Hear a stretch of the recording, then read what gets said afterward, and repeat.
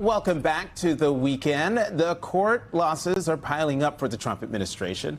In just the past week, the administration faced two big legal rebukes. On Thursday, a Trump-appointed federal judge from Texas barred the administration from using the Alien Enemies Act to deport Venezuelans it deemed to be criminals from the Southern District of Texas, claiming that the use of the statute by the White House was illegal.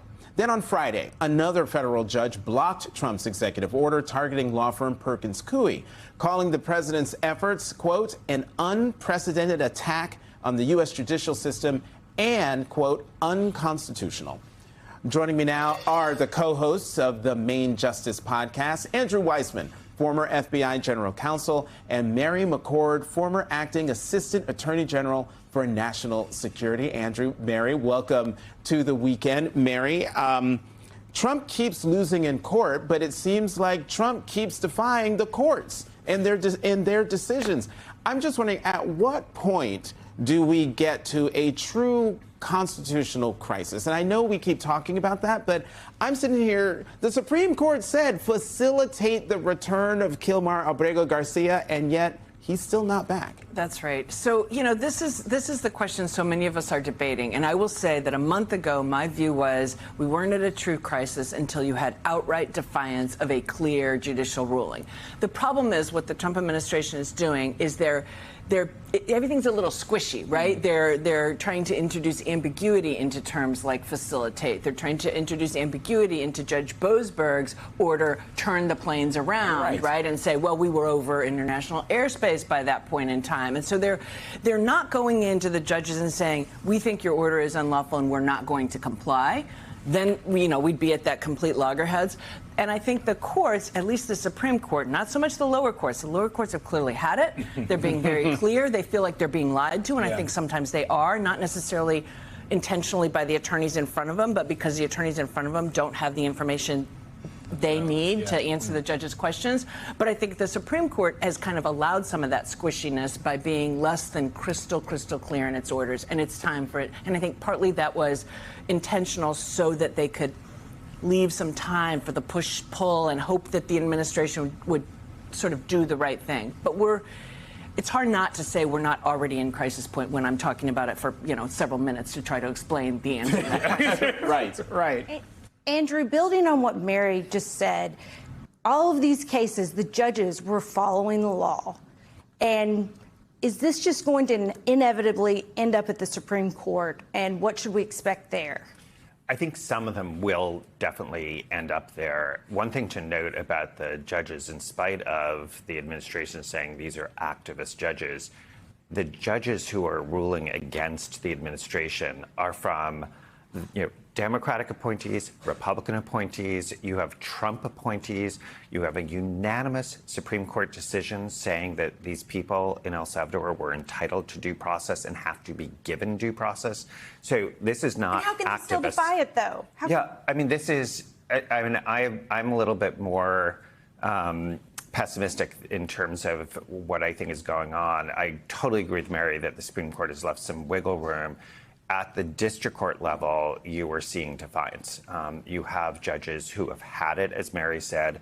And the one area, though, just to answer your question about whether everything will end up in the Supreme Court, I think the orders where all judges have said the law firm orders, there are 4 executive orders that have all been struck down by the courts, left and right, so to speak. I don't think if the administration is smart, they're going to take that to the Supreme Court, because that will end us. I mean, I think they will lose. And right now, they're doing pretty well on just the sort of fear factor and the terrorizing effect of the executive orders. Even though they keep on being struck down unanimously, every single court has said they're unconstitutional. You know, Mary, one of the things that's so interesting for us as reporters when we're like talking to people is asking, okay, for folks in the administration, when are you guys going, like, when do you feel like we're in a constitutional crisis, right? Because that's also a question for them. How far are you willing to take this? Because I talked to people before we got into the administration on like January 19th and 18th, folks that are now at the Justice Department, and they said, we're going to push everything. We're going to push the bounds of everything. We're going to push into all the lanes. And they know that they can can do this because at the end of the day, the checks and balances seems a little broken. Well, it's not working out the way that the founders envisioned. And the Supreme Court judges don't have an army. So what can be done if, as we've seen over and over and over again, the Trump administration, whether it be the lawyers in court or the actual administration, the folks in the White House, say, we're not doing that. So this is or we're not doing it your way. That's right. So this is where I think we now see that our system has survived for 250 years because each of the branches had respect for the others. And handshake agreements. Yeah, it is an interesting way to put it. And they wanted the republic to survive. They wanted democracy to survive. And so that push-pull, right? You've seen many times sort of Congress and the executive go at it, and they do a little give and take, and they dance around, and they have some public statements, and then they kind of resolve things, right? A lot of theater. There's theater, but they resolve it without pushing us to this crisis point. And so I do think it is in many ways in the hands of the administration to make these decisions. Judges are going to keep ruling against them on the law in issues where they have clearly exceeded statutory authority, constitutional authority, violated judicial rulings. But they have the power, to Andrew's point, they can decide not to appeal everything, right? There's one way to have certain things go away by saying, we're going to pick and choose battles. Now, so far, they've been basically appealing everything. They've been going, as aggressively as possible. But I also don't think they want to have a series of losses in the Supreme Court. And so they're trying to figure out, I think, right now, where the justices are. And at least when it comes to due process, all 9 justices say you've got to provide due process. Andrew, I want to switch gears and talk about President Trump's battle with Harvard. He went to social media targeting Harvard's tax-exempt status. But yesterday, NBC has a story about how that threat against Harvard could create some problems for the IRS. He wrote on Friday, "We are going to be taking away Harvard's tax-exempt status. It's what they deserve." And yet there's a 1998 law that bars the president and any other government official from directing the IRS to investigate taxpayers. And as we have seen on so many things, the president and his administration couldn't care less about what the law says. So what is the overall goal here?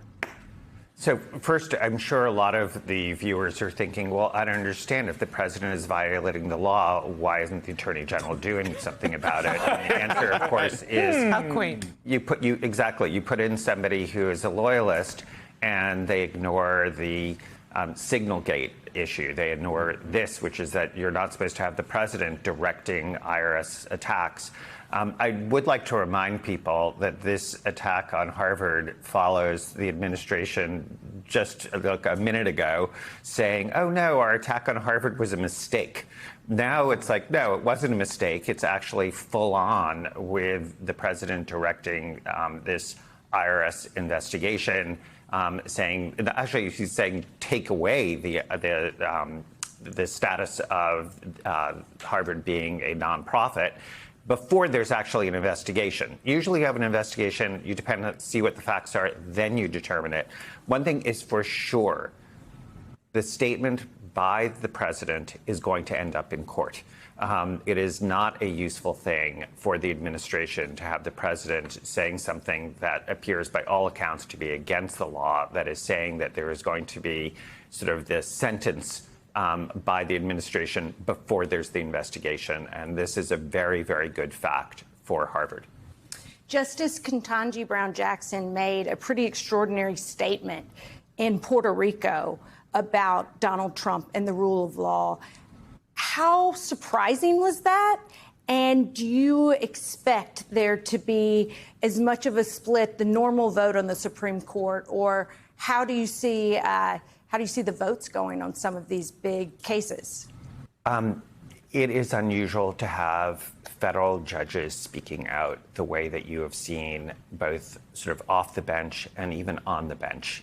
You see judges, including very conservative judges, speaking out, including Judge Wilkinson in the Fourth Circuit, with really strong language about the unconstitutionality of what's going on. It's a sign of where we are, that they have really lost sort of the conservative jurists. They've lost the Wall Street Journal. They've lost Joe Rogan. I mean, that tells you just how extreme this is.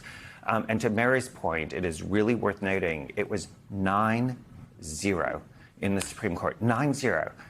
The justices who people had thought there's no way they're anymore going to be sort of tethered to reality, sort of Justices Alito and Justice Thomas, which a lot of people thought are just always going to be ruling for Donald Trump. Nope. 9-0 that they violated due process.